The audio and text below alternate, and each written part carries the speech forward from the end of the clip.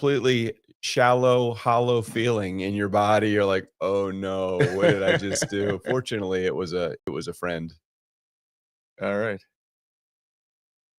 All right. Hello, everyone. This is Phil Fornaro, and this is Lightbulb Moments. It's all about the energy. And we're here at the DuWire studio again after the great live event that we had a couple weeks ago or 5 weeks ago, whatever it is. We're back here thanks to Alec Rodriguez and, of course, Nick Dubach, who has been on our podcast several times. So fortunately, we had this great thing happen. My production team of Doug Sandler and Strickland Bonner agreed to come in and do a video with us. We've got 5 or 6 videos. Doug, if you heard before, he's from California, Santa Barbara. We went to visit him in San Francisco. You can go back to the podcast and listen to all about that. Talked about that quite frequently. Had a great time. Not to be undone, Doug said, hey, I'm coming to Chicago. So be very interesting to see how this works out because we're starting to get more into video. Oh, and I forgot to mention Molly Lucas will now be part of our podcast team as that grows. And our team's getting bigger and bigger, running behind Val, and she's pushing them a lot to get things done, the podcast website up and running, Facebook group, all the great things that are happening. So I think the concept of our evolution of the podcast, it's so very perfect that we're going to be talking to a great podcaster in his own right, Doug Sandler, Nice Guys on Business. But more importantly, we're going to talk about how people that are starting out on the podcast and growing this, they're trying to figure out how to get their niche.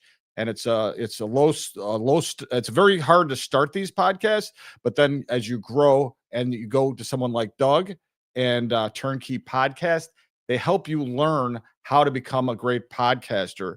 And without somebody supporting you throughout the journey, you're not going to be successful. It's going to be very, very hard to be successful. So what I am so excited about is we're talking a lot about podcasts. We haven't had a podcast guest, and now we got one of the best in the world. So, Doug, how are you today, man? I'm doing great, and thanks for having me. You won't see Strickland today; he's in the trunk of the car, right? We left him as he should be, as he should be. I think he likes it there. I throw snacks in every once in a while. He's good.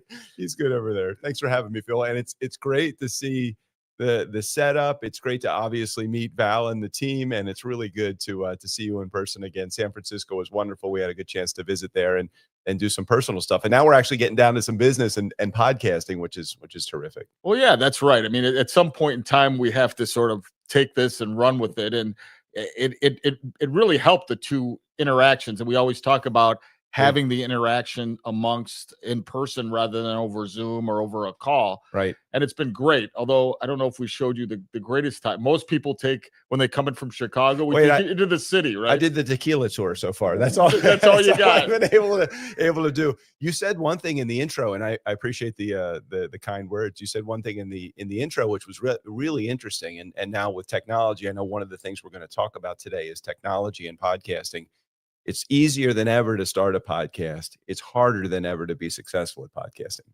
And so I think that what you have done is you've done the combination of you've embraced the technology, even though I know it was uncomfortable for you in the beginning, but you've really put yourself into a system. You've created this great system and you're following the system and you're doing it consistently. You're doing all the things that you need to do. I know I'm getting in deep already and we'll get there, but starting a podcast is easier than ever. But doing what you do as consistently as you do it, you're getting the results, and that's really cool. Now we just have to reverse engineer. What's the plan? Like, where are we going from here now that you have this platform, that you have tens of thousands of people that listen to you every month, which is totally exciting. I'm really excited for you. Yeah, well, I mean, it's now a team effort, and we're really sort of learning and how to grow it. And just imagine what we didn't have that same conversation a year ago as we had yesterday. Gosh, yeah. Meeting too. Yeah. and then thank God the light appeared, and that light's name was Valerie. And she kind of calmed the whole situation down. She's like, this is Phil, because I thought I was doing something wrong in the beginning, and I don't know that I was doing anything wrong. I think it was just a matter of we just didn't understand the cadence. We hadn't gotten into the flow. So you were uncomfortable in the space. I was uncomfortable because you were uncomfortable, and it was really very interesting. And man, has that smoothed out. And you are like the star pupil in the process. And now the pupil becomes the teacher, which is terrific. I love to be able to share the gospel of what you've been doing recently. No, that's great, and I appreciate that. So I think the cool thing and the light bulb moment, as you just said that for me was I have all these concepts and ideologies on how, and I can Mhm. produce tons and tons of content very easily.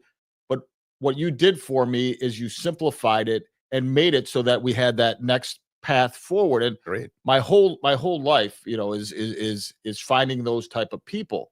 And that's why our Bright community, I think they have to understand what you do and how Turnkey operates, and then we'll bounce back into your podcast. You lead the ship here. I'll take it wherever you want to go. Well, look, let's talk about 2015. You've been podcasting since 2015. I'm sure the landscape has changed. Wow. Let's talk a little bit about the evolution of podcasting, how it is, who's been successful, who is not, and then we'll get to the point of where we're at now. All right, where do we start? Where do we start? At the very beginning? The beginning, yeah. All right, well, let's do it. 2014, I wrote a book called Nice Guys Finish First, and I wanted a platform to promote the book. I had no idea really what podcasting was all about at that point. I think I had listened to Serial podcast, and that was the only one that I had listened to. And so there was a almost like this true crime, fictitious platform that was out there, and I'm trying to figure out how do I promote my book through this platform. So, good. I thought we were going to talk about Wheaties or something. It was cereal with an S. Yeah, Serial with an S. That's Got right. it, got Exactly. Sorry, I was listening to this podcast called Serial, and I thought this would be a really good platform for me to promote my newly released book, or soon to release book. But I had no idea about the audio. I didn't know about how to create sound or their video wasn't even in the equation at that point. It was all audio podcasts. So I went to a buddy of mine represented by the same agency in Washington, D.C. We were both entertainers. I was a DJ, and Strickland, who we mentioned, who's in the trunk of the car. I think I hear him banging now.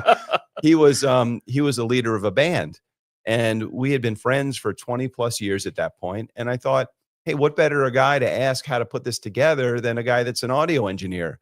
So he helped me put together the beginning. And then I thought this would be great if he was the co-host of my show. And so we named this, we kept the branding, Nice Guys Finish First. We kept the branding, and we created a show called The Nice Guys on Business. And I think we had maybe 7 or 8 people listen to our first episode. And I thought that was horrible. And then we had maybe 14 listen to our next episode. And then we had probably 50 listen to our third or fourth episode. And by the time, we got a year into it, we had maybe 50,000 people that were listening on a monthly basis to our podcast. And it was crazy because our audience built relatively quickly. And that was really the beginning of the beginning of it. We started to focus on what our audience wanted as opposed to what we wanted to bring out to the world. When you listen to your market, that's when they respond really well. Yeah. So in a way, that was the beginnings of our show, The Nice Guys on Business. We're 10 years in, 1,650 plus episodes as of the recording of this. We've had about 6 million people that have listened to our show over the last 10 years. And it's created a revenue and income stream that I would never have been able to imagine starting just by wanting to sell books through my podcast. How'd the book sales go? I have no idea. I have no idea. I think I might have sold a couple hundred books, but that is part and parcel of the idea of listening to your market.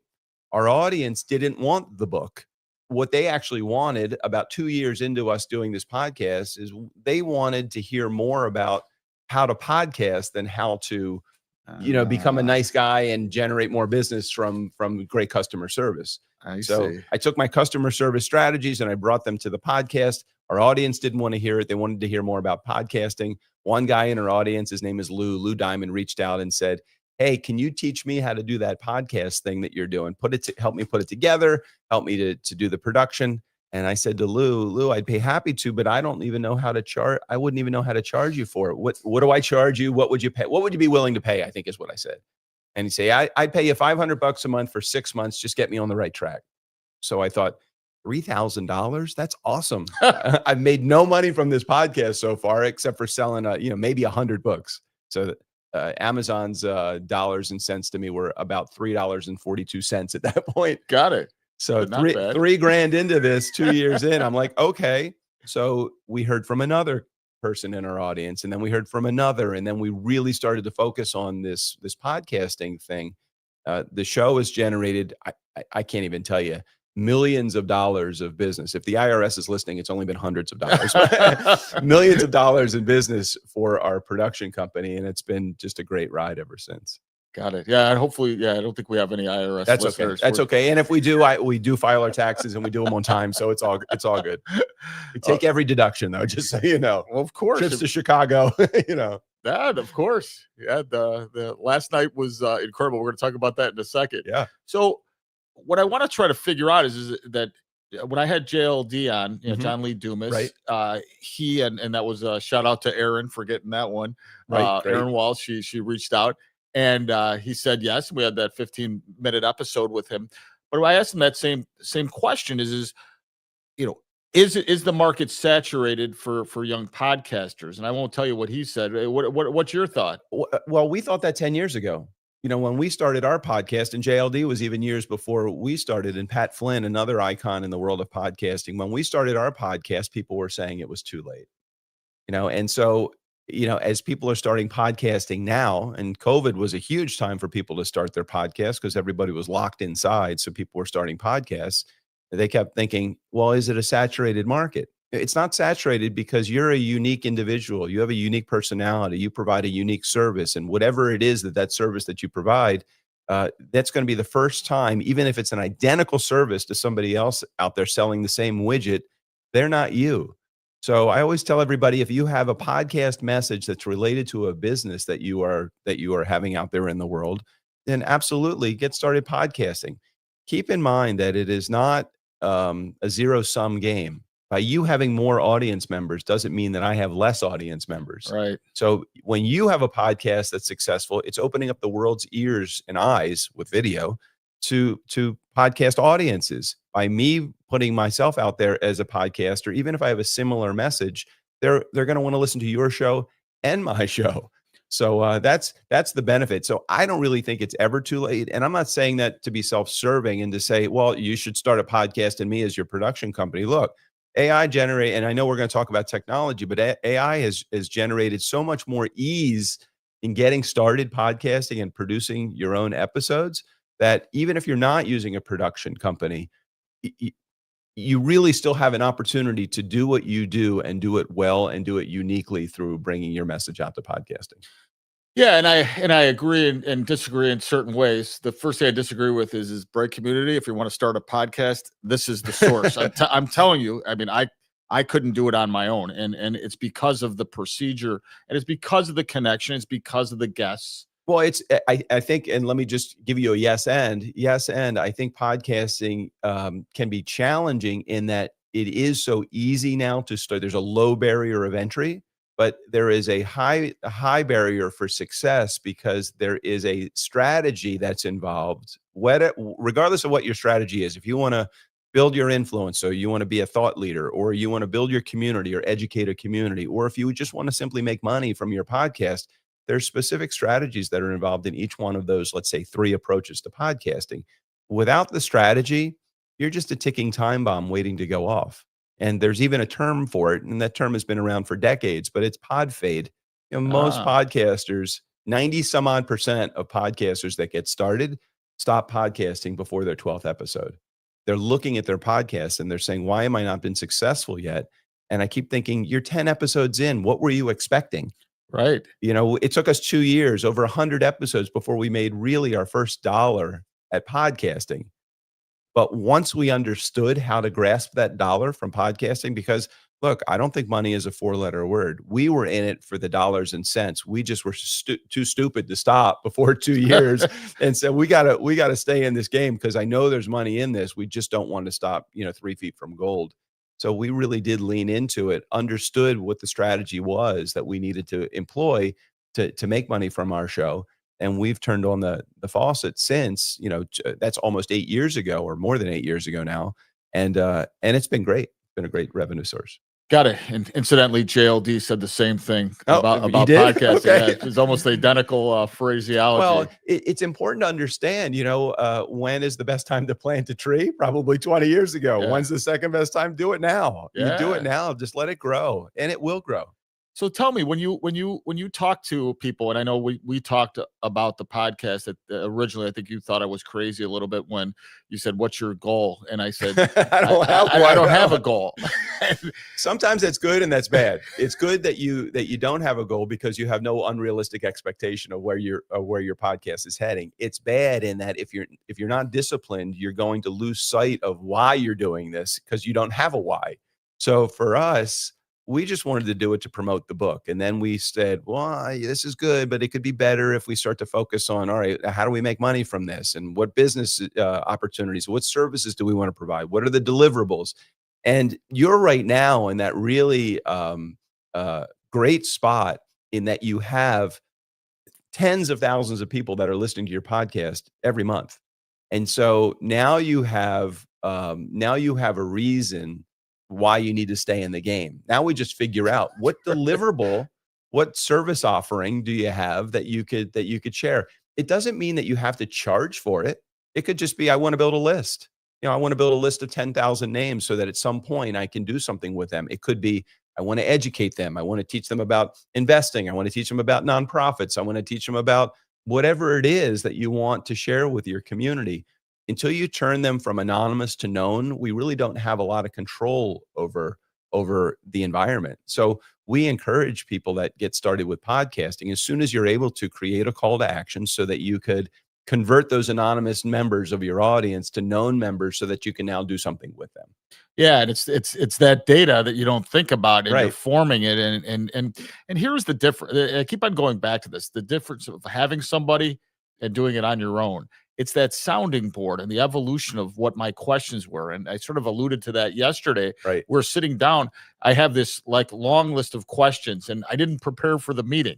And as you spoke, and as we talked about how to grow the podcast, it's sort of enumerated things. And of the 10 things that I wrote down, you had an excellent answer for each one. Well, you had 10 things on your list, and I think when I left the conference room, you had 25 things on Yeah. your list that we wanted to talk about. Yeah. That happens all the time. You carry this notebook around with you that you write, your notes about your podcast, and it probably is a discipline that you carry on to everything that you do. What's great about it is you absorb everything. You don't have an agenda that you're trying to get to. You're more of a sponge, and you want to understand and learn. And that's the greatest student of all. I'm a big fan of classic cars and classic trucks and things. And all I want to do is stand over the mechanic's shoulder and just watch what the mechanic is doing. Because for me to get into that engine, I'm fearful as hell to open up those valve covers and get into the pistons and rods and lifters and all of that stuff. But when a mechanic does it, and literally I'm just standing over his shoulder and looking down and looking what he's doing, all of a sudden it becomes much more clear. And I love having a coach in the mechanics world. And I'm assuming that that's kind of how you feel as a podcaster. It's like, well, I got this guy that I'm with that has done this. He's probably made many more mistakes than I'll ever make. Let me learn from his mistakes. And that's really what we encourage our clients to do. Yeah. And with such a low success ratio among podcasters, why I have a business coach. Now I talked to someone on our podcast. Now we, maybe going to have a retirement coach. Why wouldn't I want to have a podcast coach? And that's how I view it. I agree. And the other nice thing about that podcast guest seat, for sure, and you've seen this through some of the guests that I've recommended to you, and some of the guests, of course, that you and your team have gotten on your own, is that you have this opportunity to talk to these people that you would have had no business to be in front of without the podcast, and to be able to say to somebody that has been ultra successful, like I know you had Sean D. Nelson on your show from Lovesac, a $1 billion organization, and I've had some huge VIPs in my guest seat also. You're getting free coaching from these folks that can make 100 or 250 grand to do an hour-long keynote, and they're with you for 30 or 45 minutes having a conversation, and it's free, and they're loving being there with you. So just so our audience knows, and this is why our Bright community, this is so powerful, is having Doug in the guest seat here. It's awesome that he's in my guest seat. I love being here. Can you name a couple that you Sure. that you worked with? Most recently, let's see, we've had Jeffrey Gitomer, the king of sales, on our show. Ariana Huffington from Huffington Post. Grant Cardone, the 10X man from California, New Jersey, New York. Gary Vaynerchuk has been on the show. Geez, I'm sure JLD and Pat Flynn have been on the podcast. Phil Fornaro has been on our podcast in our guest seat. There's Sean Nelson also as well from Lovesack. We've had some huge heavy hitting VIP guests, but honestly, the best people to have on the show are the normal Joes like you and me, because they're the ones that are so relatable to the audience. I loved having Gary V on the show because it does create this huge ego stroke for your podcast. But the challenge is that, you know, the stuff that Gary V is going through now is not as relatable to the stuff that the average person is going through now that my audience can relate to. You know, not being able to make payroll, or dealing with an HR issue, or building a system. I'm not saying that Gary V doesn't have those in his brain as the things that are important to him, but he's so far past having a payroll issue, or he's so far past his next hire that he's got people for that. The solopreneur that's struggling with paying their invoices from their contractors right now, I want to talk to a guest that's just been through that, because if I do that, that audience member is going to easily relate. Yeah, they're going to come for Gary V, but they're going to stay because of that normal person that's like you and me, that has those everyday issues that we all have. Yeah, and that's the interesting part of it. As we grow the audience, it's interesting of who picks up on what, or where it's coming from, or who relates to it. Because I was sort of joking on one of the podcasts that there's only a finite amount of light bulb moments. I don't know that to be true, though. I'm going to say there's an infinite amount of light bulb moments, or maybe there's a finite amount, but different views and different perspectives on how those light bulb moments are achieved. So that's interesting. So the light bulb moment is that I may be wrong here. So that's the worst part about this, or the best part about this. So I'm trying to figure out then, to your point is that one person will say something, I think this is what you're saying, and it won't resonate with somebody. I mean, don't we have this every day with our kids? I mean, think about it. You talk to your kids, you want to teach them a valuable lesson, and you see it right in front of you, and you're saying, see that? That's why you can't do that, or that's why you need to be more consistent. And they don't hear it. But one of their best friends' moms or dads says the same thing to them, and your kids pick it up.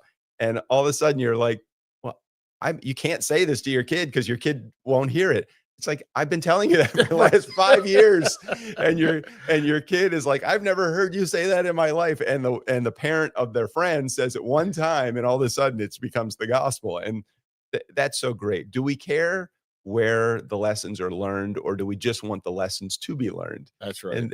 And so your audience is feeling the same thing. The lesson that they're going to learn from me, even if I say the same thing, may not resonate with them if they're not relating to what I've gone through into their life. But somebody else that's sitting in that guest seat that says the same thing but just says it differently, they're going to hear it. It's perfect. Right. And then I like the concept of them hearing it over and over again. Well, think about your kids and again, I keep bringing up kids because I'm a parent of two kids that are now older, 29 and 32. And I think about how many times I read Goodnight Moon to my kids.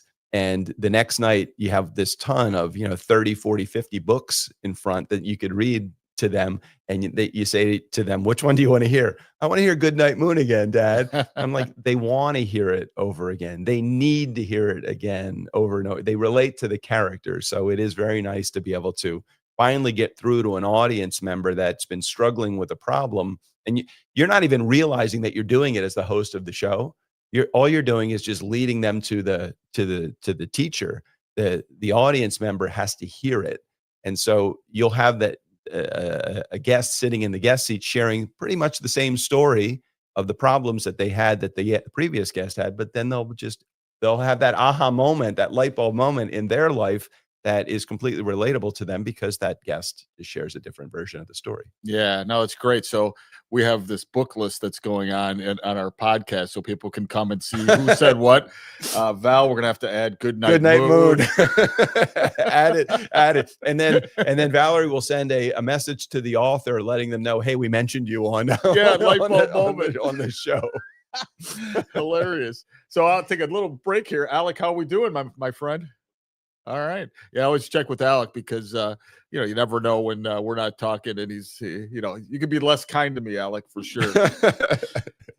So it's funny. You came in from San Francisco, and you end up in the radius of Chicago, but not in Chicago. And I know you've been to Chicago before. And instead of us taking you to Alinea or Gibson's, or taking you to a stuffed pizza place in the city like Gino's East, Lou Malnati's, Pequod's, we take you to Melrose Park for dinner last night. I'm a very simple guy. I live in a town that's got about 5,000 people, and even though I live in very close, within 90 minutes of Los Angeles, which in real people's terms that means it's about 3 miles. I live about 90 minutes from Los Angeles, and about an hour south of Santa Barbara in this small town called Ojai.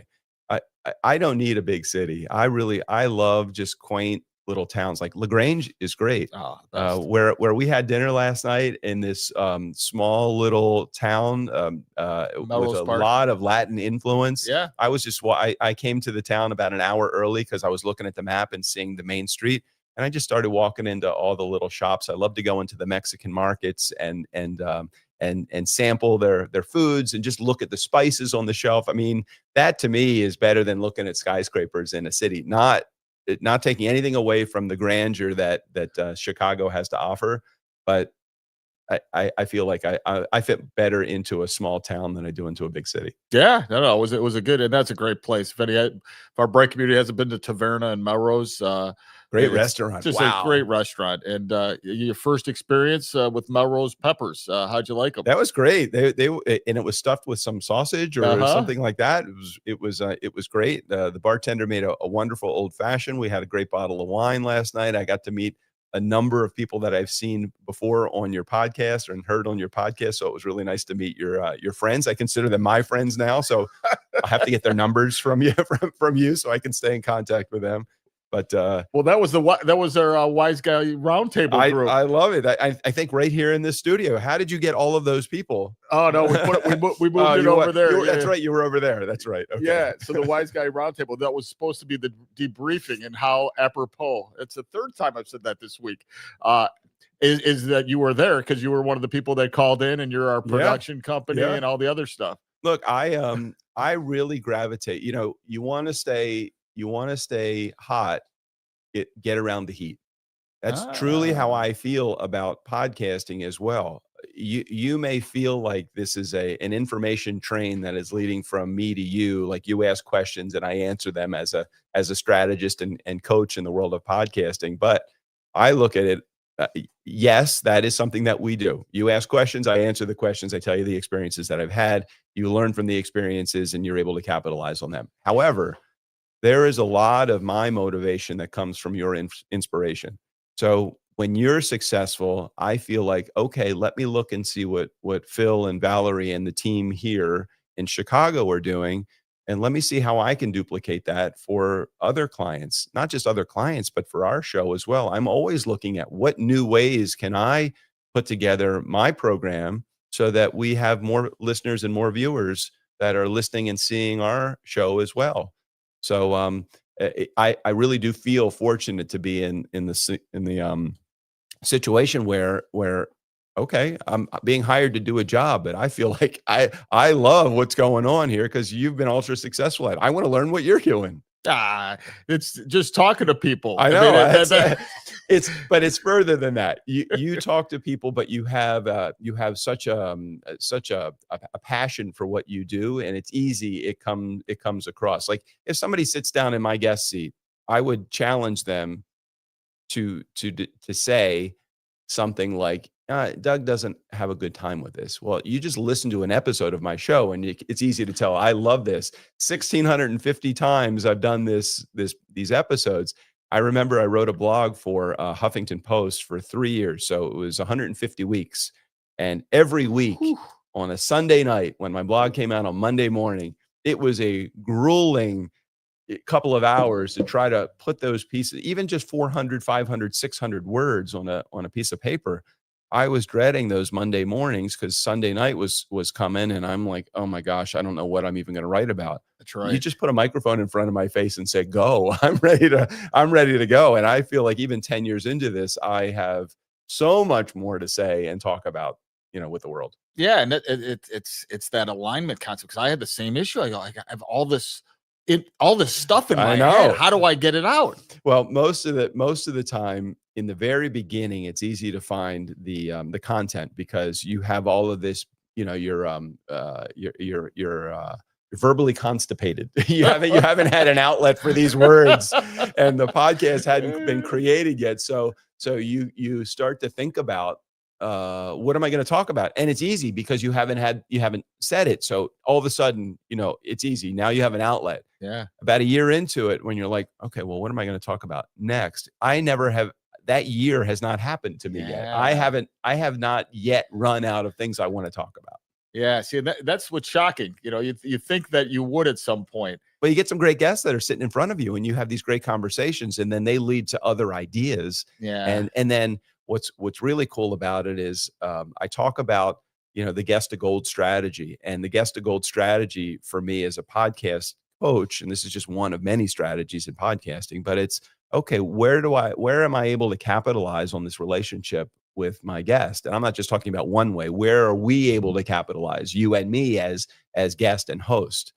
And I think about, well, some of my guests become clients, and that's obvious. That's a direct source of business there. Some of my some of my guests become referral sources of clients, which again is great. It's a one-to-many model. Some of my guests become affiliates, meaning they have a product or service that they want to offer my community, and I don't have to have a deliverable. They have the deliverable. Sure. And I make a commission for that. So that's great. Some of my guests become joint venture partners. That is, we work on a program or something together where we promote it and then we introduce it to their community and my community. So again, this is just from the guest.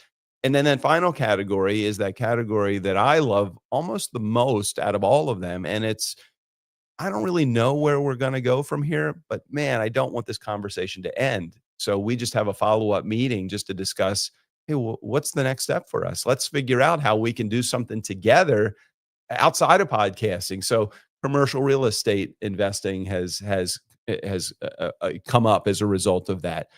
Investment opportunities for me, investment opportunities for my guest, business ventures that we've worked on together that I never thought would even materialize had that guest not sat in the guest seat. So if you're looking for opportunity, but you don't have a specific purpose for starting a podcast, just start it for the opportunity's sake. That's right. So, Bright Community, I want you to rewind the last 2 minutes of what he just said, because the power of podcasting, it's not directly related to money.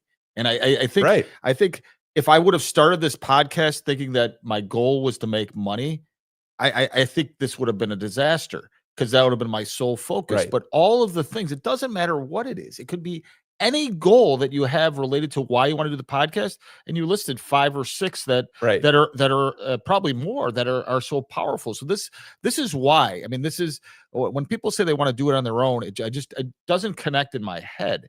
And I don't think anybody that's been successful in this, I shouldn't say anybody, but it's really hard to find people that don't have somebody supporting them in that. Well, regard. in life as well. And it's not just podcasting, it's really everything related to life. I mean, what can you do and do well in a vacuum? You need people, you need a team, you need a cheerleader, you need an accountability partner, you need whatever you want to call it. You need a mastermind, you need a networking group, whatever it is. You need those guys like at the dinner table last night.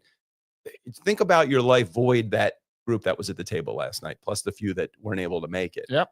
Think about how much more challenging life would be if you lead life in a vacuum and you think, I'm going to do this on my own. I have friends in my past, and they're still friends, but they are truly I'm going to do this on my own. I don't need a team. And it's so much more of a struggle. I'd much rather be going through the challenges and finding the wins with somebody rather than doing it solo. Yeah.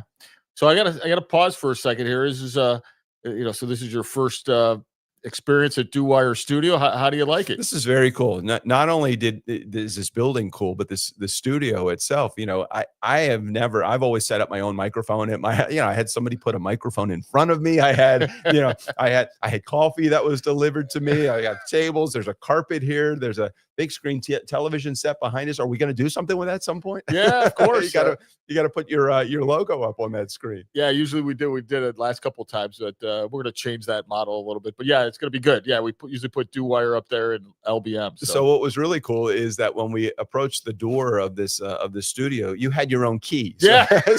So I'm either thinking, okay, well, either Phil's a member here or he owns the building. Knowing Phil, he probably owns the building at this point. I don't own the building, and my dear friend Nick trusts me enough to give me a key. So it's a great little place, and we're gonna sort of expand this to the community a little bit. I'm going to start promoting that for Nick because a lot of people in the community, they don't have access to something like this. This is great to be able to have access to a studio. If you are a plug and play kind of person and you just want to get the stuff done that you like doing and not deal with any of the extra stuff, but you come into a studio like this makes life so much easier. I mean, you literally come in, you shake somebody's hand, they sit down at their computer, you sit in the chair. If your guest comes in, they sit in the chair. And you know something, even if you're just going to podcast on your own, still great. Sit in the chair, have a conversation, have your notes in front of you, and do your thing and roll. And that is a really, really great way to get started. Now, if you're on a shoestring budget, it may not be the way you want to get started, but certainly this puts you in an environment where you're treating this as a business. And that's probably a healthy point to make. If you treat podcasting like a hobby, you're going to get hobby results. If you treat it like a business, like any other business, then you will get business results. You just have to have a purpose, a strategy, and a plan in place to make it happen. Got it. Well, this is it's like full circle. Very good alignment and synergy and a light bulb moment. So I was thinking about this. So we've been getting a lot of feedback, and I didn't tell you because I wanted to surprise you with this concept today. And we get feedback like Bill Carney's in the Adriatic texting me, saying, hey, I listened to a light bulb moment, this and that. And it's kind of cool. I'll get that type of feedback. Someone the other day challenged, the beginning of my podcast, whether it should be shorter or longer. And it's like, great. And that means they're listening, and then they have advice. We talked to other people. Even my dad came out and he said, you know what, you talked a lot about problem solving, but what problems did they solve? It's like the general to the specific. So these are all great things. So what just gave us a sort of like some credibility here, even more so than we've developed over time, is two VC guys that are involved with growing businesses. Right.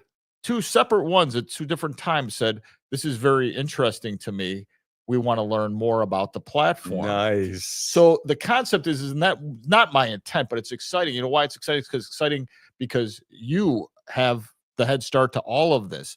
So I think as we cultivate how this works, I think that'll be the next step for a discussion to see how VC addresses that. Well, look, if a VC wants to put a few $1 million into Turnkey, we will be happy to listen. There's one thing that we really are challenged with, and I really appreciate you sharing that, because that, you think about if you think about, and you even rewind in your brain, or physically, if you're listening or watching this, rewind the video, is that you think about, if you keep in mind the word opportunity, it will find you. If you go at podcasting with a specific focus, I have to get there, and my only way there is a straight line, then could you get there? Sure, you could get there, maybe. But wouldn't it be great to understand that if you're looking for opportunity, and somebody could have heard that word VC and like, well, no, I don't want to get involved in venture capital because I don't want their money. I don't want to be beholden to anybody else. I hear that and I think, man, think of all the great things that we could do if we had a partner that was smarter than us at maybe not podcasting, but they understand how marketing works. They understand how the flow of money works. They understand how to get more eyeballs and earballs on podcasts and video. And so for me, I would love to have the ability to let someone else that knows more than I do about anything other than podcasting, let them help me build this business. I'd love it. Yeah, no, it's very affirming for the industry in general, and it's very affirming for because it's good that we're going to learn from them. It's better that we can really project the message that we're trying to get to our bright community. Agreed. I want to go back to one thing that you had said, because I think it's important. Your dad had mentioned something about solving problems, and when we had the conversation at the conference room yesterday at your office, you mentioned that somebody has an opinion about how you should do the show. And I love opinions. I remember that my brother, who is no longer with us, but my brother, really early on in my podcasting game, when I was just starting to do interviews, I think we started interviews around episode 50 or 55 or something like that of our show, before it was just solo cast, me and Strick doing our thing. And I think he's still breathing in the trunk. I should check on him at some point. I just keep on thinking of The Hangover. Right. And sorry, Strick, you jumped out naked and started running. I'm sorry. It's okay. So I think about my brother. He had mentioned when I first started doing interviews, I was probably maybe about 20 or 30 interviews in, and he said, "Hey, can I offer you some advice?" And it was worthy of me listening, because my brother had been in broadcasting for 30 plus years, and he was a personality in Baltimore, where I'm from. And he said, I said, "Sure, I'd love to hear the advice." He said, "Well, you do these interviews on your show." I said, "Yeah, every other episode is an interview episode." He said, "Would you let the guest talk?" And I said, "Well, what am I doing?" Because I didn't realize it. You're host of the show and you're just kind of leading your guest. So he said, "Well, you ask a question to your guest, and then you answer the question for your guest, and your guest is just kind of nodding, and but you never really give your guest a chance to really share what they want to share." And I said, "Okay, that's great advice." That being said, when your business partner or somebody you see at a networking meeting has advice for your show, and even your dad, I'm sure, who has amazing advice, there are so many ways that you can be successful at podcasting. And I think that where you really excel is when you bring your personality and style, and what you want to bring is your agenda to podcasting. Whether your intro is 20 minutes long or 30 seconds long, or no intro at all, you're just say, "Okay, here's John Smith, let's talk." Regardless, your audience knows you.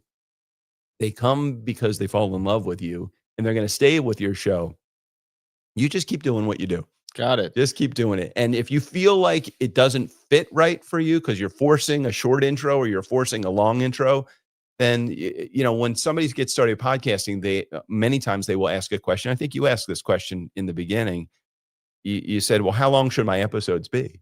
Yeah. Remember, I did. You were focused on the length of the podcast as a starting point for what do I do? How many minutes should my podcast be? Well, what do you tend to listen to as a listener is my first response. If you like 10, 20-minute episodes, then maybe that's what you're going to fall into. If you like 90-minute or 2-hour or 3-hour Joe Rogan style episodes, then great. Your audience will get used to whatever it is. And if they aren't getting used to it, then they're not your audience, and you don't need them as listening to your show. That's right. Then they don't relate to it. Yeah, that's really good advice for all podcasters. Yeah, your guy that gave you the advice at your episode intros, and no offense to that guy, I think his comment is valid. Yeah. Maybe he is not an audience member of yours if he wants to hear less of you and more of your guest. My feeling is, do you and let everybody else fall in line. And that is a key light bulb moment for our bright community, because it's when we talked earlier about that flow of thought, that it was hard for you to write for blogs, right. And then it was okay now to sort of unleash it through the podcast medium. I think once you find that whatever that is, and that ends up being for both of us something that fulfills us at a high level, I think that it's hard for people to find that. Yeah, you need to give yourself some latitude. You have to give yourself some space. Having a microphone shoved in front of your face, and lights and a camera and a production person watching, and all of that can be intimidating. And at some point, all of those things. Now, I don't know how you feel about it, but when I first walked into the studio, when I sat in a seat and had a microphone in my face and had lights turned on, you get that moment of, You get that a little bit of fear. And then once you get in the flow of the conversation, Yeah. I don't see the microphone. I feel like, Strick and I have been having the same conversation for the last, 10 years on the show. Fridays come, we record on Thursday for our Friday episodes, and Thursdays come for the recording. Once that microphone turns on, I don't even see it anymore. We talk about everything. I talk about my two ex-wives. I talk about my kids. I talk about the financial woes that we went through early on. We talk about our wonderful clients and our not so wonderful clients, which we don't mention the not so wonderful clients by name, but we talk about, our world would be so much greater if it wasn't for our staff and our clients, but that's what is the lifeblood of our business. So for us, we talk about everything and the microphone disappears.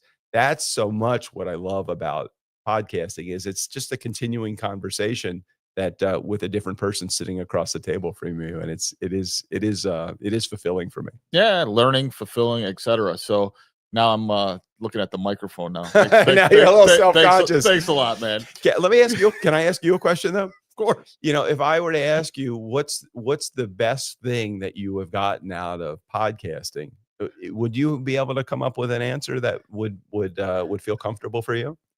Yes, the best thing there's two things. The best thing for me is I feel inspired, I feel happy, I get to connect with people. It's actually, if people laugh at me when I'm at events where I should be selling Fornaro law, but my first thing out of the podcast, which is all relatable because it helps people understand me, and then they get intrigued, and then they try to reflect, and it takes conversations in a different direction. They don't even realize when they're talking to you who you are. I mean, not in a bad way, in a great way. I mean, when somebody has a conversation with you at a networking meeting, they don't realize how many tens of thousands of people that listen to your show. That's the greatest thing about it. It's kind of like I'll make an old school comparison. Could you imagine Johnny Carson going to a networking meeting and just starting to have a conversation with somebody, and somebody doesn't realize they're talking to Johnny Carson? Right. When you go to a networking meeting, a law networking meeting, or a financial advice or an estate planning meeting or whatever,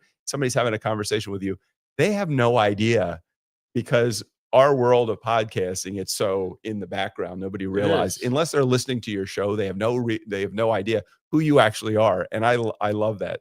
That's just my perspective. Yeah, and it's cool too. And it's the conduit of teaching. And so what I usually do after I have a meeting with somebody, it may go one way, they may want me to invest in their business, or they need help with legal work. I will typically send an email to them. Doesn't have to be my podcast, but relatable podcasts that talked about our conversation. It was sort of like a follow-up, and it allows this evolution of relationships that otherwise would have gone south. And not that it will go south, it just wouldn't have wouldn't have evolved. Yeah. So then they see it, they hear a podcast, maybe it's relatable to them, and oftentimes they just go, when can I be on? Agreed. And now that is the answer that I was kind of listening out for. Okay, what's the other thing that you've gotten from podcasting? And for me, and it sounds like for you as well, the hidden gift of podcasting is the relationships that you build from the podcast. No question. Whether it's somebody in your audience that's listening, or somebody that's sitting in the guest seat, or somebody that you're working with. For me, hands down, the biggest benefit to podcasting for me as a person is the person sitting that I'm having a conversation with. It's really hard to do that when you're doing just solo casts. Yeah. Because you're waiting for an audience member to reach out through a call to action that you may create to make themselves known. It's so much easier. Let's bypass all that BS and let's get right to the relationship. And that's right. I didn't even realize, of course, the light bulb. I didn't realize that is, let's just get to the relationship. Forget all this dancing. Right. Let's get to the relationship. So you go to a networking meeting, and that maybe the focus initially was for you to invest in a business or talk about law, but really you're not there to sell that. People aren't buying your legal services. People are buying the relationship with you. And I'm not saying buying. They have to first like you as a person before they invest in you as a business. That's right. So let's start with the relationship. Let's do this. Hey, look, I know we're going to talk about law and we can do all that later, but hey, you have an intriguing message. Let's flip it around. You have an intriguing message. Can we share your message with my audience? They'd love to hear it. Then they start asking you, well, how do we do that? Well, I have this podcast. It's called Light Bulb Moments. Isn't it the greatest conversation opener ever in the world is to be able to say, I have a podcast? Ever. Yeah. Yeah, because it really is, because everybody's immediately intrigued. And I didn't know about podcasting before this. I didn't listen to a bunch. I think yours was my first one that I listened to. And the philosophy is that it binds people together. And that's it. I think we came to the same point. And it doesn't matter whether you have 20 listeners or 20,000 listeners. Your guest really doesn't care. I mean, they may say that they want to know about your numbers, but that's because that's what the industry has told them to ask. Well, you want to be a guest on Phil's podcast? Well, ask him how many listeners he has. Maybe that's the starting point. Well, why does that matter? Because if today you have 2 listeners listening to your show and you're a brand new podcaster, you realize that in 2 years, your inventory of that time when you had the 2 listeners is still going to be on Apple Podcasts. Yeah. So your 20,000 that are listening now are all going to go back. If they want to hear the original Phil, they're going to listen to episode 1 or 2 of Light Bulb Moments. Yep. When you had 7 people listen to your show or 2 people listen to your show, I really do emphasize with people, it does not, you're not coming to podcasting with a Joe Rogan or Tony Robbins or Tim Ferriss community already built of millions. So you have to build your community right here. And I'd rather have 20 people taking action than 20 million people listening that are doing nothing. We're not in this world to sell. You and I are not in podcasting to sell advertising space. Now, maybe it'll happen. And I know you're working on sponsorship deals, and I think that that's great. I think that's the evolution of a show that has gotten to a point where you have gotten, tens of thousands of listeners. Now we can go out and sell that space because there's value in it. But when you have 7 people listening to your show, nobody is going to buy sponsorship from you, and that's okay. We're not really looking for it. So as you evolve, that stuff comes into play. But initially, who cares how many people you have listening to your show, because you're really in it. So you're learning and you're getting your podcasting chops. And eventually a year where you are now, and then 2 years, and then 5 years down the road, when you have 100,000 people, as opposed to having 20,000 people, you're going to say, okay, this is cool. Now, how can I capitalize on that part of the podcast? We don't have to push this yet. Yeah. Patience. And patience is everything. Yeah. And in the meantime, stay with the value. And the value is really where we just stated a moment ago. It's in the relationship that you're going to build. Yeah.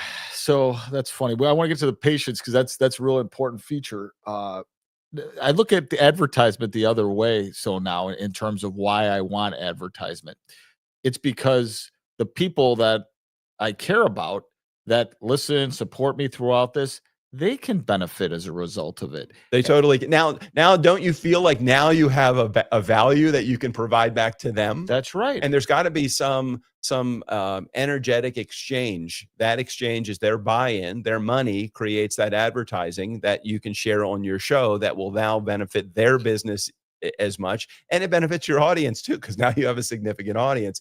It is a circle that in the beginning, when we feel like a guest sits in this guest seat, we feel like they are doing us a favor by sitting in this guest seat. Remember those first handful of guests? You're like, please come sit on, please be a guest on my podcast. This will be the greatest thing ever. I need your help. Yeah.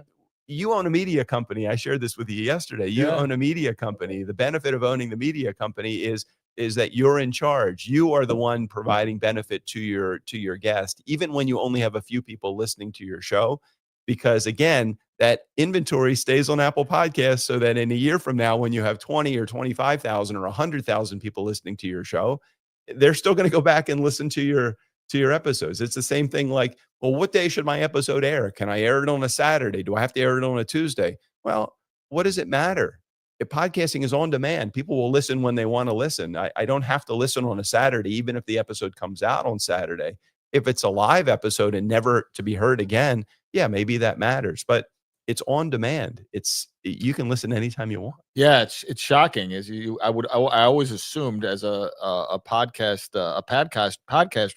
that it would be the episode that comes out that drives the downloads. But what have you seen though? It's not that way at all. It triggers when we have that consistency. It triggers something, and people that like one episode, maybe they'll listen to that, but they're not. They're going into all different areas. Well, It's you'll crazy. get the days that your episode airs, you'll get a spike in your listenership, but your spike is not just for the episode that just came out. It's actually for a lot of your past episodes. It is. And it's one of those things that I can't put my finger on why that's the case, but that's just the reality of it. I mean, maybe that's what I gotta figure out. Maybe I gotta. Aaron Walls had this idea a while back, getting someone that understands the psychology. Aaron, I know you're busy at law school, but fire it up. Let's get psychology of podcast listenership. I'm writing that one down. Well, and if you look at YouTube has some better analytics than Apple Podcasts. Apple is and Spotify are very, very tight with what they will show you. Yep. But you look at any YouTube video, even as a viewer watching a video, you can see on the timeline where the spike in where, if it's a how-to video, you see like a guy putting in a transmission, you see everybody advanced the timeline to where the transmission is actually being installed. We can't do that with Apple and Spotify, but if you have it on YouTube, you know where your key listening is. But that's just for the episode. That's not for, well, why are they listening to back episodes right now, the day that the episode airs? It could just be that there is I think I may have just come up with a reason. When I go and I listen on Spotify, and I see, let's say I listen to the Daily and to some of the other New York Times audio. When I go into my feed on Spotify and I listen to the Daily, the oldest unlistened to episode is the first one that comes up. Oh. So maybe for me, if I have 100 episodes that are in my queue, but I've listened to 90 of the 100, maybe that 10th one from the most current one is the one that pops up first. So that's the one that I'm listening to, or at least I'm advancing to the one I want to hear that's the most recent. I don't know, but maybe that's I don't know. We have a podcast professional in the room. Is that what's going on? I have no idea. I don't know. Oh, we'll figure it out. Yeah, we'll figure it out because now we'll think about it. And I think that's what we have to sort of understand if you're going to expand the process. I think I just geeked out on like the analytics there for a moment. Sorry if we lost anybody in our listening audience or viewing audience on that one. Sorry.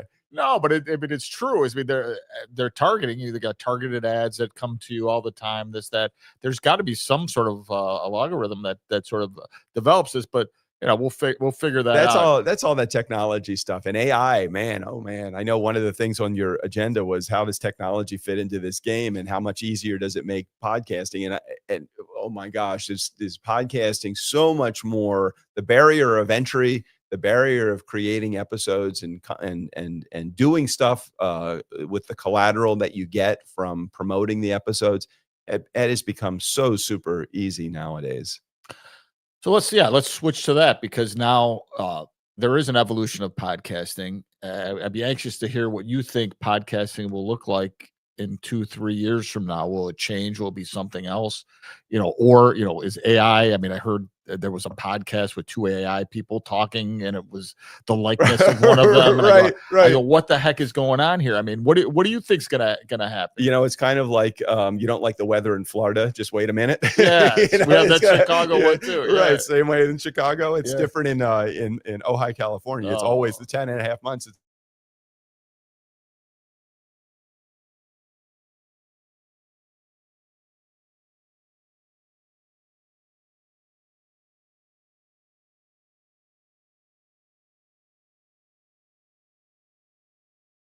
To get your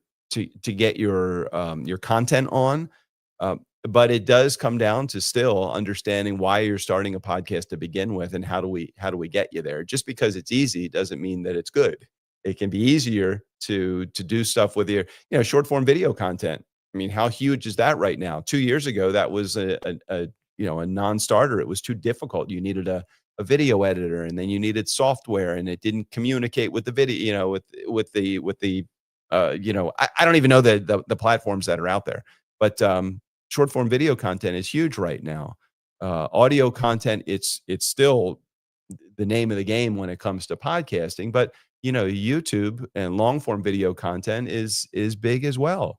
So how do we know which direction we go in? Social media promotion, TikTok and Instagram and X and LinkedIn Live and all of the, Facebook Live was the game a handful of years ago, and now I don't hear two people talking about it at all.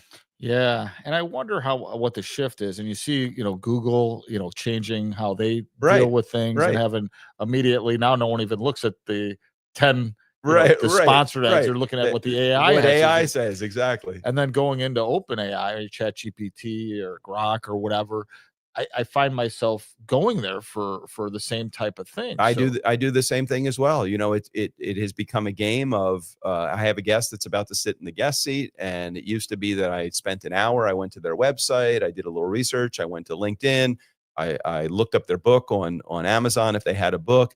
I put all that information together. I wrote an intro, I wrote some talking points and then questions, and then I created some promotional links for them to go in the show notes.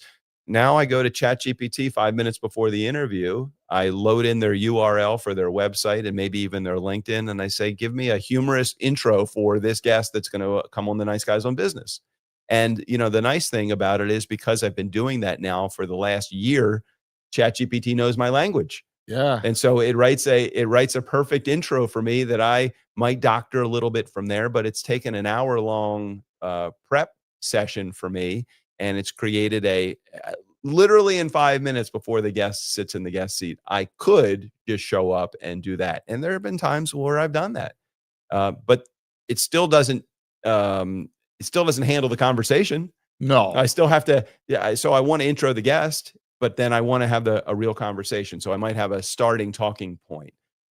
So technology has really, really made the interview process super simple for me. And I still feel like I know the guests and I can have a good conversation with them. Yeah, just having those, because I like to do that too. I like everything to be sort of authentic on the podcast because I don't know where it's going to go, which is sort of odd. Is your Chat GPT called Val GPT? 100% no.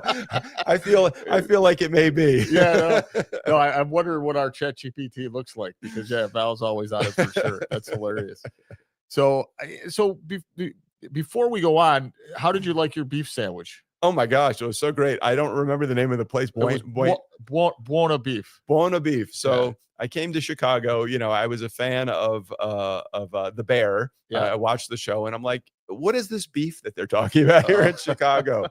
So I literally pulled up to Buona Beef, or if I'm pronouncing it wrong, I'm so sorry.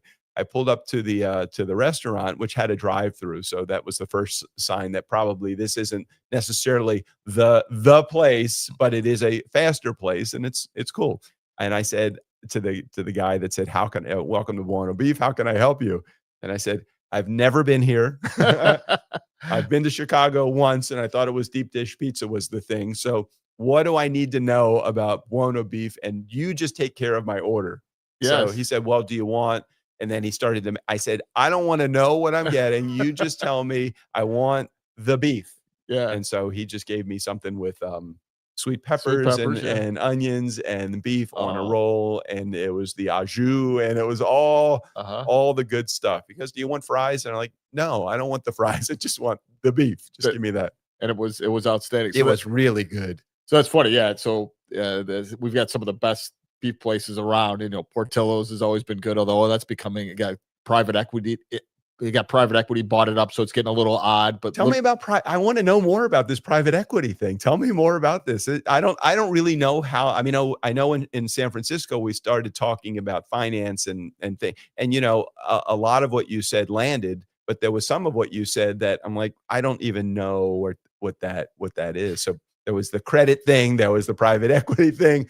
I'm like, how does private equity help a business? So and here's the big rub. Private equity. If you invest in private equity, you're gonna get solid returns on these alternative investments. Right. The problem with private equity, it goes into businesses that are profitable and tries to make it even more profitable. I mean, if you've seen Wall Street, right? Of course, that's sort of the concept of breaking Greed up. Is good. Okay, Gordon Gekko, let's talk more. That's right. So that's the concept. It's not exactly the same, but it's that concept of taking a business and then making it so that investors like it. And if it's breaking apart the business in many parts, Right. whether it's growing. I mean, private equity in hospitals now is becoming a problem because they're worried about the bottom line and less about, the health. Right. So private equity is just necessary evil. But now in the world of finance, the public market has less companies than the private market. So the private market defines how our businesses grow Okay. in society. So all right. So there's an advance. There's a primer lesson in private equity. Yeah, we can get deeper in that, but that maybe it's for a different show. So the interesting thing is Portillo's, which is a household name, Dick Portillo, icon in our community as it relates to great. He had, in 1970s, he made this little hot dog stand. Yeah. He had like $1,200 or $1,000 or something, and he made it something special, so everyone would go and have the beef sandwiches. And private equity came, they expanded it nationwide, and now they're starting to struggle. Their stock from their IPO has dropped. Okay. I think now it's at around $6, $7 or something. And I think it started off at 80 or something. So like it sounds like in that particular case, private equity can take you so far, but then the public needs to take you the rest of the way. They need to buy into the product. Well, yeah, that's it was too diluted. It sounds like. Yeah, they diluted it. They made the process bigger. The quality wasn't as good. You can tell the difference. You get away from quality. That's not good, especially in the restaurant business. But now I heard the other day that Marco's pizza guy that made Marco's, a household name, and maybe not that much because you didn't look like it reflected in you. Marco's Pizza, that guy that turned Marco's around is just joining the Portillo's group. So anyway, we won't give any investment advice, but they're starting to change their model. I've been watching it because it's very household. But some of the best in Elmwood Park, Johnny's Beef, right up the street from Buona. I wish I would have known is Little Joe's, a LaGrange icon and wonderful beefs. Well, I got up at 2:30 in the morning to make it to LAX by 5:30 to get on my 6:10 flight here to Chicago, and it was too early for me to eat before I got on the plane. So as soon as I got off the plane, I waited in an hour-long line. Thanks, Budget Rental Cars for that one. I waited in an hour rental car line, and I was driving this way towards your office in LaGrange, and I hadn't eaten yet today. I had a coffee, but that was about it. And I thought, what do I want to have I just have to have a quick snack before I go over to Phil's office. And I thought, well, let's try beef. Let's make that smart. Let's make that happen. And next time, call me and we'll have a nice spread for you. We'll get you all different options. Well, you guys have rolled out the red carpet for me since I've been here, and I felt like I can't impose. This is going to be a last-minute imposition, and I know you've got Val going 1,000,000 miles an hour, and for me to ask for one more thing put on your schedule, Val, I didn't want to do it. Well, now you're being selfish because if I could have had Italian beef with you, that would have been ideal. All right, now I know. Now I know. Anytime that's food or tequila related, I know I should start right with you. Bingo. Now you got it. Stop concerning yourself. Well, think about others. Thanks so much for including me last night in the dinner. I really had no plans last night, and to go to that, not only just to have some camaraderie and friendship, but to have a wonderful meal in the process too, and authentic Italian meal like we had, and great conversation. That was wonderful. So thank you. No, you're very welcome. We enjoy that. All right, before we go into the rep, I do want our bright community to sort of understand your process, not your proprietary process. I'm an open book. I'll tell you anything, even about my proprietary process. I don't even know what that is, but I'll tell anything. I'll say anything. I just want people to understand is that if this is something that speaks to them, and I'm glad because, like I said at the beginning, we haven't had someone that talks about podcasting, and obviously we got a lesson today. Our bright community had a wonderful lesson on how podcasting works, why it's beneficial, to them and others. What is someone? I'm going to start a podcast today. I'm going to go ahead and I have this idea. Take me through. It doesn't have to be long. What do you do? So the first thing I do, and I have that initial meeting with them, and we came up with this really simple acronym. You got to get to know your mom. Your market, your offer, and your message. Oh, that's right. I remember that. Right? We had this conversation so long ago. That's awesome. When you first get started in podcasting, the people that are the fastest or the most successful, the fastest, are ones that understand who their market is. Do they have a specific offer? And do they understand their branding or their messaging? So that's the market, offer, message. Those that come to podcasting without one of those three, at some point we're going to have to figure out, well, who do you want to talk to? Do you have a specific offer, and how do you want to word this, or how do you want to message this message that you have to bring out to the world? You come to us with none of them. We at least have to work out one of them to put our stake in the ground. Once you get to know one, then we start to get to know another. We start to come up with an offer. Someone that has knows exactly who's in their market and has really in touch with their messaging, but don't have an offer. Well, you'll never be able to sell something if you don't have an offer. If you have a specific offer, but you know your brand, but you don't have a market, well, we need to make a market. And if you have a market and you have a service that you want to deliver, but you don't understand your messaging, or you don't really know the cadence of how you're going to bring this out to the world, then we have to understand and get to know what your message is. So the key to success in podcasting is putting those three things together. It doesn't have to come fast, but it has to come at some point so that you can be successful at it. Got it. And then overlying or overlaying the concept of technology, all the little things that you do with every time. I mean, like there was like 10 things that you have. Well, yeah, but that's all the mechanics. So now, once people start in the wrong area. I was a DJ for 30 years, 37 years actually, before I came into the podcasting space. And I would go to these DJ conferences in Atlantic City, which is one of the bigger ones, and then they have another one in Vegas. And the guys and girls that were DJs would spend all of their time on the trade show floor. They were trying to figure out what subwoofers that you would have and what kind of computer systems that you would put together and all of that.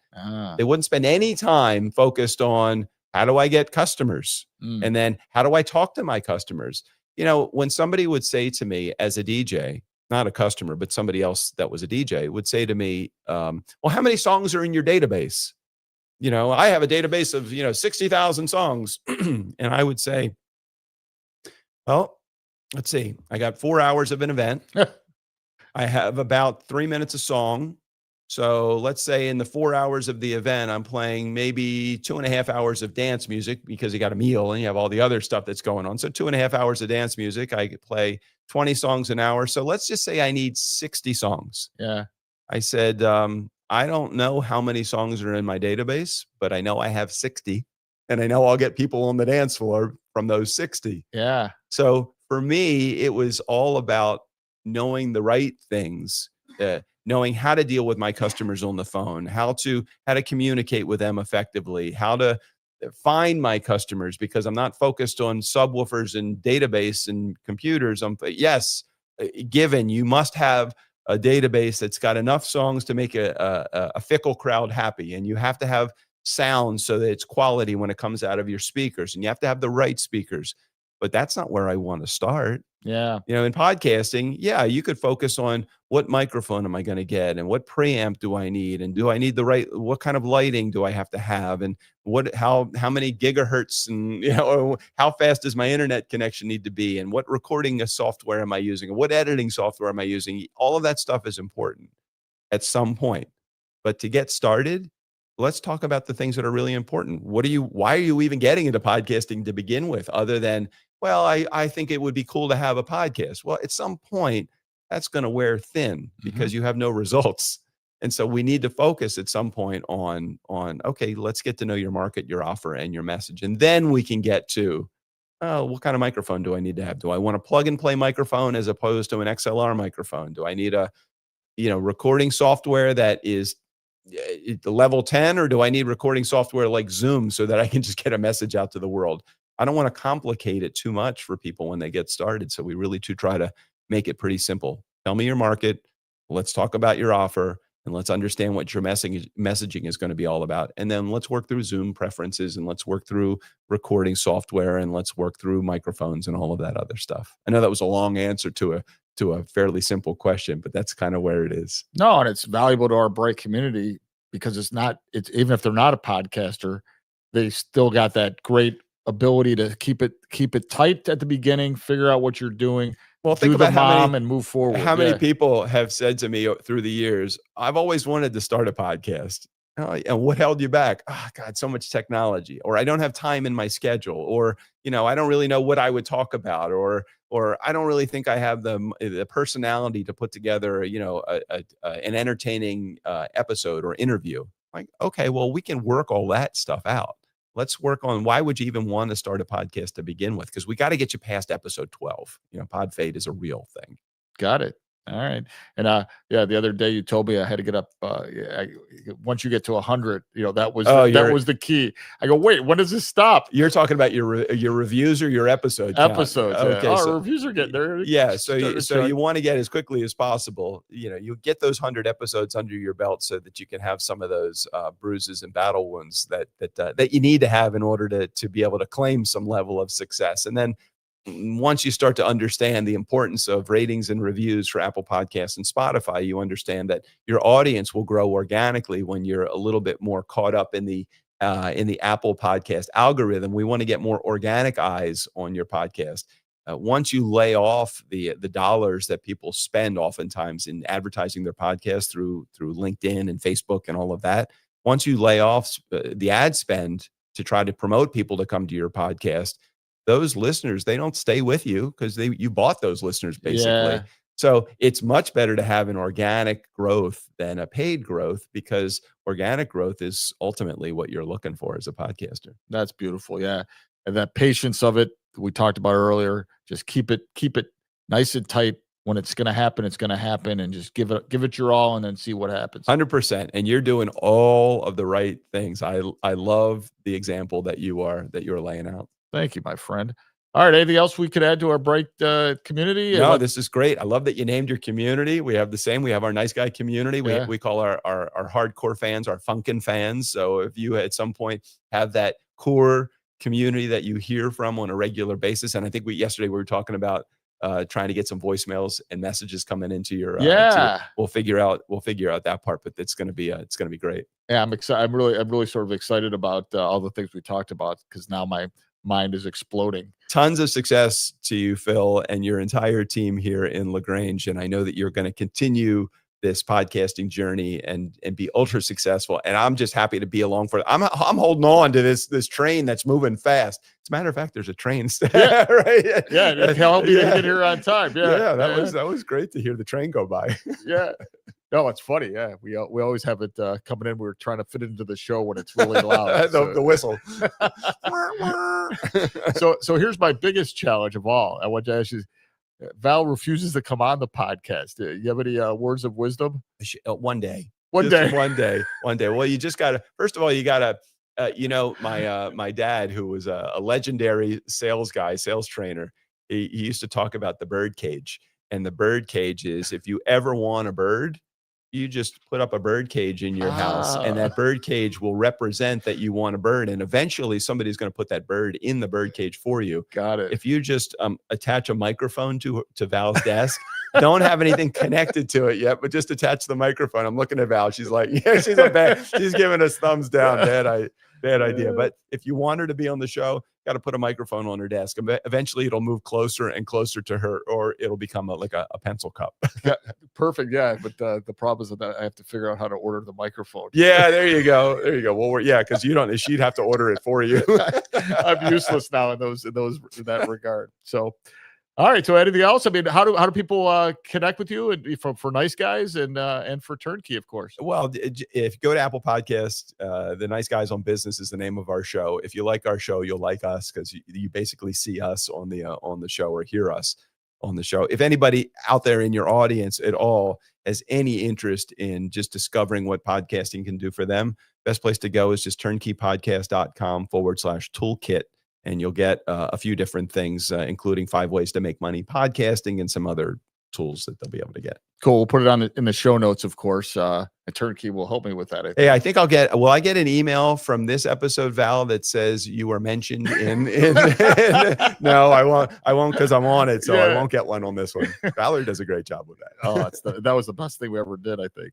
I agree. I agree. Well, speaking of tools, I just looked at the LinkedIn before I came in, because I wanted to check one thing, and I realized it never connected with you until today. We're not connected today? Wow. Well, you're following me. I think I'm following you, but for some reason it didn't connect.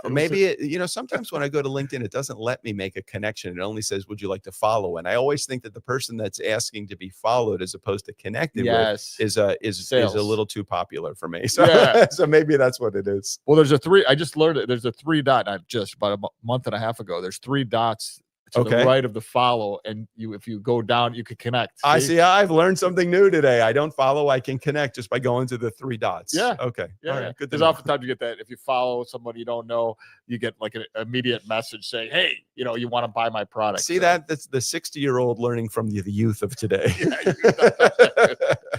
Well, that's awesome. So I'm going to wrap if that's all right. Yeah, just do it. All right. Well, there you have it, Bright Community. You saw my mentor in the space. You learned about podcasting. You learned out a little bit of both of our journeys. Listen to nice guys on business. It's very, very informative. It's like light bulb moments on steroids as it relates to entrepreneurs. We're going to get to that point at some point. And if you want to start a podcast, it's just, Doug's a phone call away. So if we heard a couple light bulb moments, there's so many, I'm just going to name a few. Listen to your market, follow your market, follow your customers, critical to everything in business. Be open-minded. Always try to figure out what is going to get you to the next level. Don't shut it out. Don't be closed-minded. That's a sure sign that you're not interested in learning, not interested in growing. You want to stay in your little shell. Don't do that. Always find someone smarter than you. It's really critical. If you don't find that person, you can't grow either. Listen to advice and feedback. Some is going to be good. Some is going to be bad. Don't think about it that way. Think about it. Everything is good because it gives you perspective to either reaffirm the fact that you're doing something right or say, that person's right. I'm doing something wrong. Get to the relationship. This was my favorite light bulb moment of all. Don't worry about selling your business. Don't worry about selling yourself to others. Get into the relationship first. And once you're into the relationship, everything else is very easy. Conversion, new clients, new businesses, sales of your product has nothing to do with anything until you have that relationships. Be very patient in your business and follow the mom protocol that Doug succinctly told us about today. So we'll see everyone next week for another positive day of illuminating thoughts and light bulb moments. Doug, it's been a blast, man. Hopefully you enjoyed this. Bill, I loved it. It's great to see you in the interview seat. So thank you for bringing your wisdom to the podcast stage. I don't know what took me so long. All right, man. Thanks. See you, everyone. All right.